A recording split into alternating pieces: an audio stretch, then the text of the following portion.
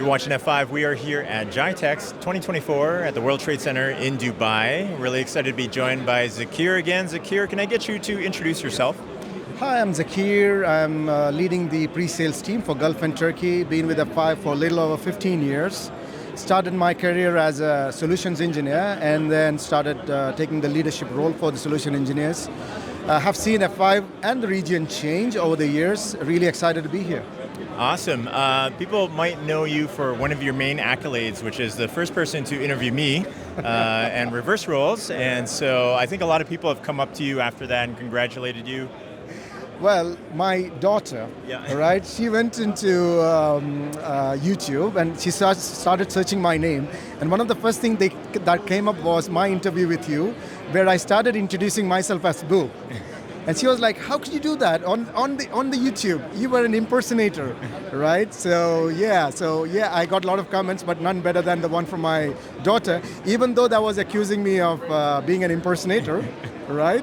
But it was a good experience. Also to know insights from you on your journey, it was really insightful.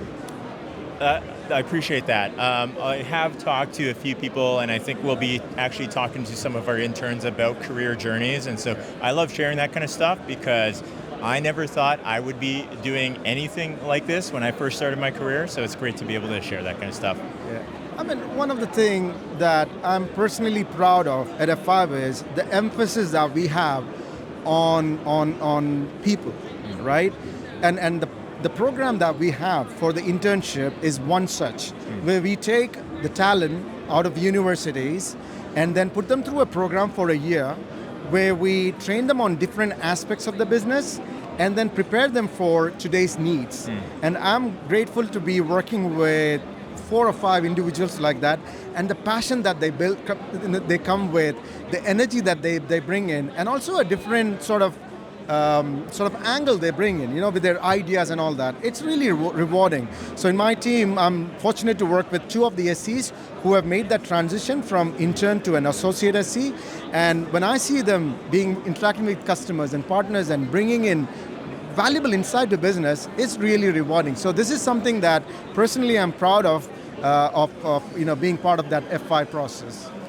That's really cool. That is a role I didn't know existed. And so for these folks that are getting out of school and going straight into a role like this, I think they're very fortunate to be able to do that. So kudos to you for nurturing a program like that. Very cool. Kudos to whoever is behind this great program, and well done. Yeah, very cool. Okay, so in particular, we chatted last year. It's been a year since we chatted.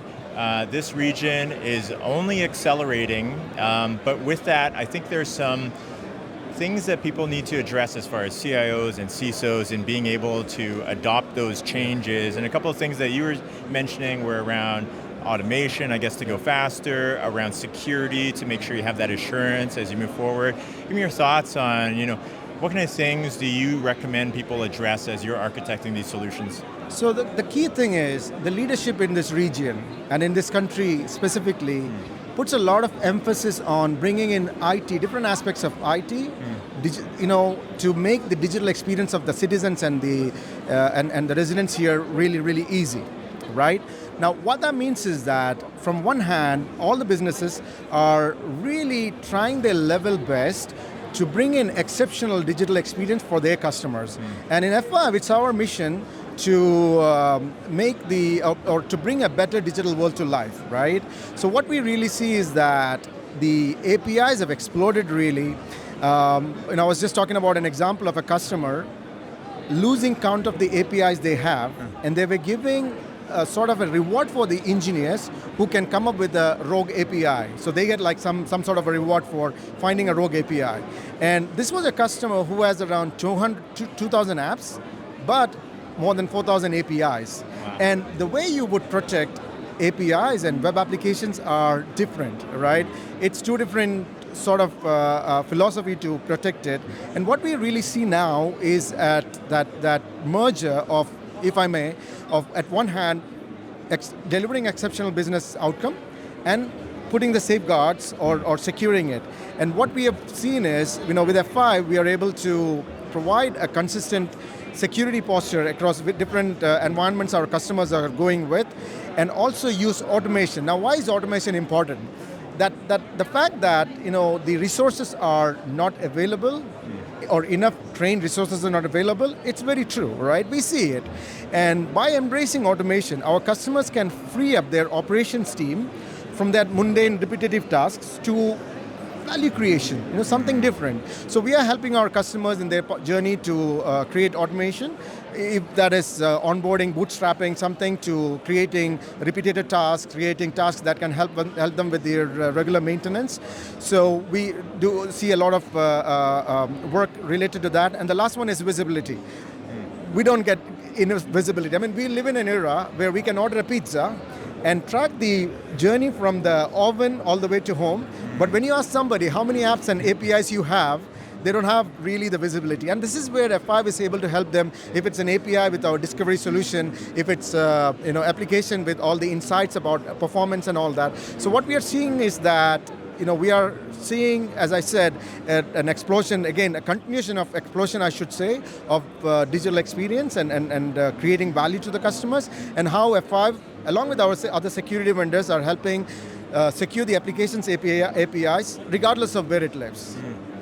Last night I had Kareem delivery, and so I could watch my Kareem driver, or he was on, I think he was on a bike, and he came over, but I could track him, pinpoint exactly when I should walk outside. Because for me, coming over here, I don't want to walk outside unless I have to, and so I was able to keep track of when I should actually pop outside to see him. So yes, that would not happen without the ability to see APIs, and if people are thinking about their applications in the same way, enabling solutions like that and offerings like that, that's great. I think it was actually last year that we were talking about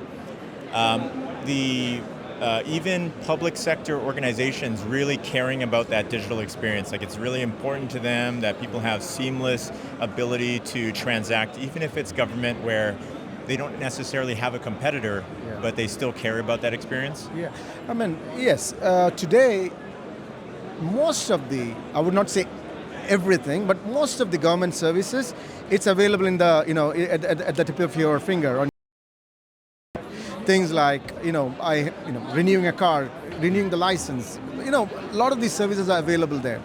However, what we also see is that these services are under constant attack from a variety of sources for a variety of reasons. So we see an increase in DDoS attack on these services. And this is where, again, we are able to help our customers, because in F5, it's not just signature-based protection that we provide in. We also augment that with artificial intelligence and machine learning to create signatures that can keep the bad traffic outside. So last year, for example, we had a number of instances where most of these services were under attack, and one of the things that we provided was a technology called behavioral DDoS. That is something that we do, looking at the stress on the server, or how stressed the server is on delivering the content, and then creating signatures to keep the attackers outside. So yes, we do see a trend where the threat surface is increasing, the actual attack is increasing as well. We see ransoms being asked for stopping the attacks, etc.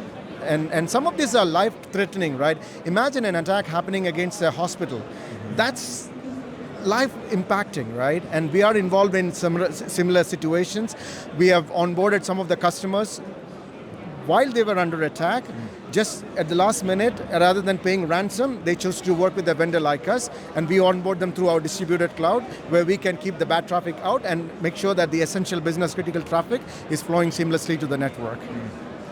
Similarly to the automation, when people are able to take care of some of those tasks without having to dedicate very skilled resources to it, but actually they can have other people take care of it, then the very skilled resources can focus on strategic efforts, like maybe some of that is re-architecture, planning out, okay, if this is sustained, where do we go from here? So great to be able to jump into situations like that.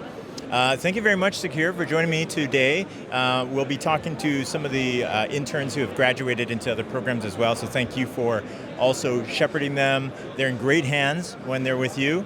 Thank you for checking out this video. We'll have more from GITEX 2024, so make sure you follow, like, subscribe, and otherwise we will see you on the next one. Bye now.